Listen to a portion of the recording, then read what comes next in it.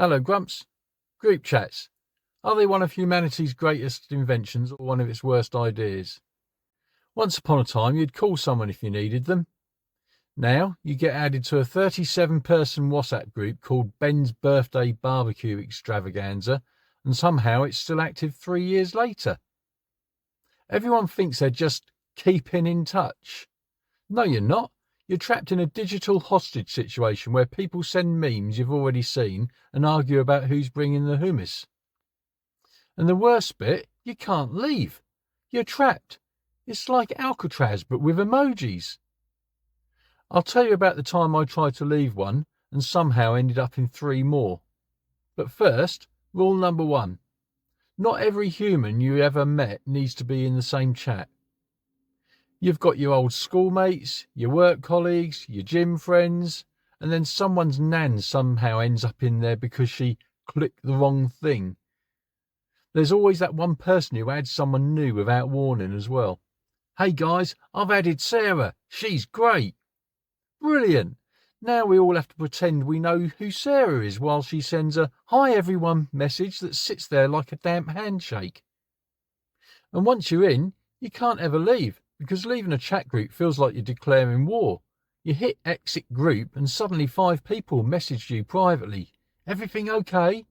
Yeah, I just don't want 400 bloody messages about Greg's fantasy football team. Then, of course, you've got the spammers, people who think they're doing community service by sending 48 gifts a day. You get one text that says, "Did you see this?" Then a meme, then a video, then a sticker, and a photo of someone's breakfast, all before 9 o'clock in the morning.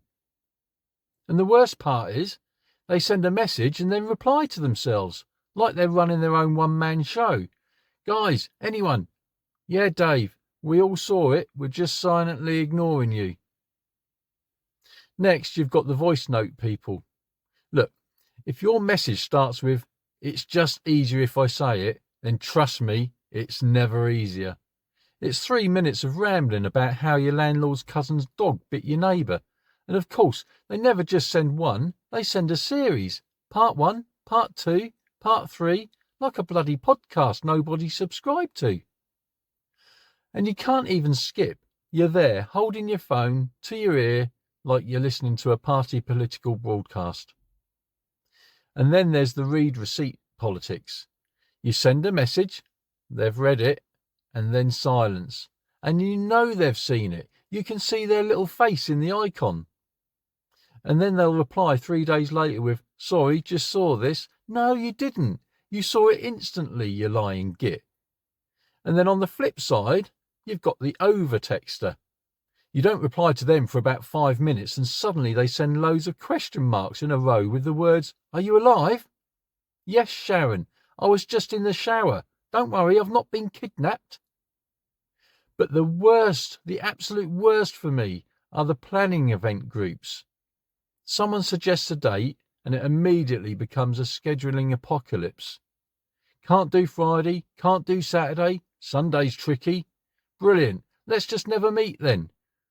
Then there's always one person who writes, "I'm easy, whatever works for everyone." No, you're not, because when the plan does finally get made, you'll say, "Oh, actually, I can't do that day."